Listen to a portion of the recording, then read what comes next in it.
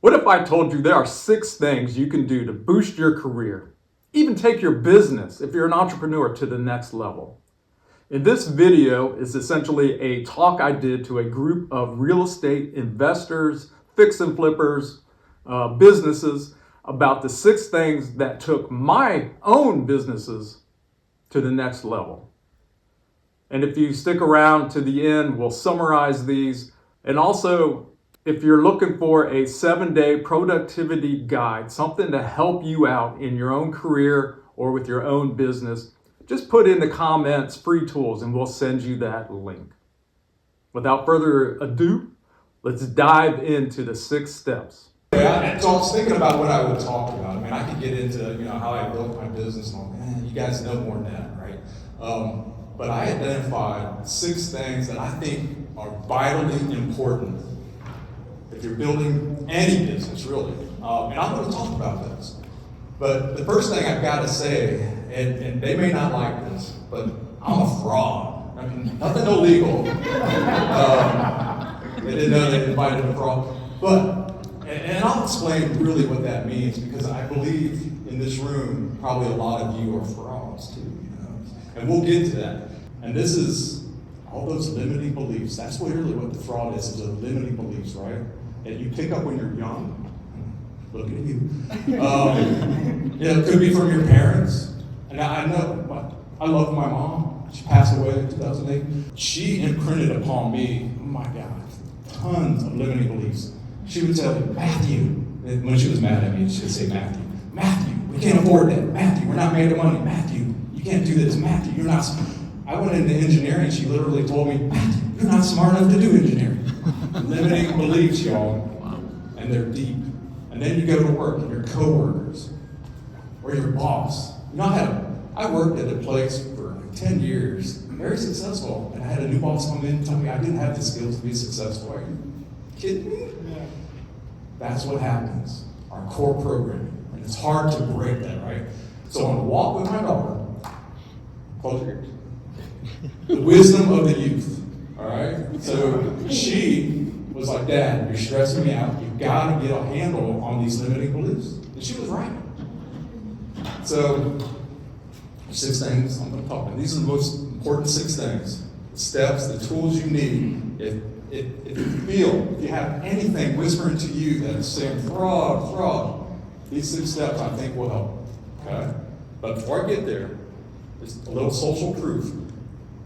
When I started attacking these 6 things and I really got control of my limiting beliefs, this is what happened. I started my own coaching business with another person. We created something called the mindfulness cycle, and we're coaching. I started a YouTube channel. 5 years ago, I wanted to start a YouTube channel. But my limiting beliefs were holding me back.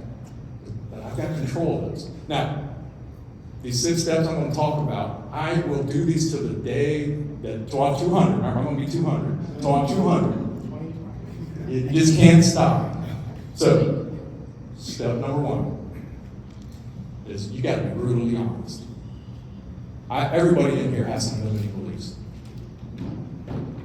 Pull out a piece of paper tonight, tomorrow, 2 columns. Write down every limiting belief you can come up with. Whether it's scarcity mentality, I had that one. Whether it's you're not smart enough, I had that one. Whether you're not worthy, I had that one. Whatever they are, write them down. I came up with 25 pretty quick. But you got to be brutally honest with yourself, right? What are those? Then, step 2. Second column, he's taking notes. Did you write fraud on here? So in the second column, next to those limiting beliefs, you're going to reframe them. Because I'll tell you, that first column, those limiting beliefs, they're not true. My mom never heard from money. We never started. We always had a roof over our head. She put me through a private school. University of Dayton is a private engineering school. It wasn't true what she was saying. Those limiting beliefs aren't true. So reframe them. If you're thinking you're too old to do this business, reframe it. You are more wise and more experienced than most people in this room. If it's scarcity, I am going to be successful. I am going to be wealthy. There's nothing wrong with that. When we're wealthy, when all of us are making lots of money, we can do great things. We can help people. So reframe. That's step number 2. Reframe those suckers. Step number 3. Step number 3. This was the part that I used to roll my. I lived in Asheville. You guys know Asheville. And when I lived there in the early 90s, it was hippieville, you know? I mean, we had people meditating in the streets, and it was craziness. But you know what? I wish I would have engaged in that culture, because step number 3 is, and I use the acronym AM. Remember I was saying I am. Well, this is AM. Affirmations, meditations, mindfulness, and manifestation. Man, y'all, it's powerful. When I was at the University of Dayton in engineering, my mom told me I wasn't smart enough, but I saw this red Corvette in the parking lot every day, and I dreamed that someday I'll buy that red Corvette. That got me through engineering school. It works. Manifest. Every morning, my routine when I wake up, and this is a good time because you're in alpha still, is I don't look at my phone, I don't check email or anything like that. I'll put some type of meditation on. And this is the crazy thing I did, is I actually recorded myself. There's a lot of power in your voice. Doing affirmations with little music in the background, and I listen to that. Man, it makes me feel happy. You know, it's like a gummy, you know, it just makes you feel good. But do that. And then at night, before I go to bed, it's a meditation again. Morning and night. Powerful, y'all. Step number 4. Step number 4 is kind of related to step number 3 in a way, but let me ask, how many people here have a vision board? How many people have written their goals and have them somewhere where they can see them? All right, so you guys that's 4A. You got to do that. If you haven't do it. 4B is take aligned actions, small steps, right?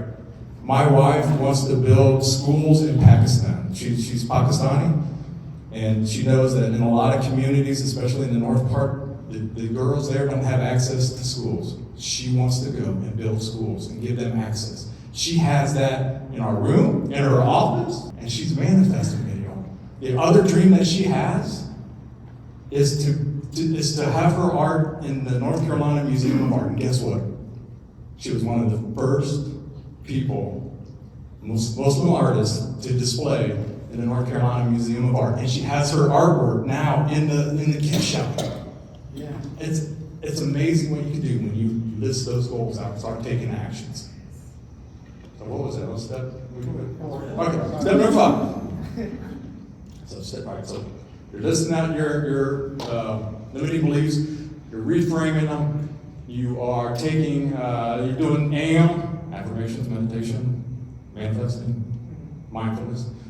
You are taking aligned actions. This is how you stall when you forget the step. Oh, this is an important step. Step number 5 is why you're here. And it's what I talked about before. It's the power of community, the power of partnership. What you got to do is surround yourself with like-minded people. And this is a hard one too, right? Because we all have that uncle or we have that neighbor who is so negative, and you got to mute them. You've got to mute the negativity. You know, there's a saying that one rotten apple will ruin the entire barrel.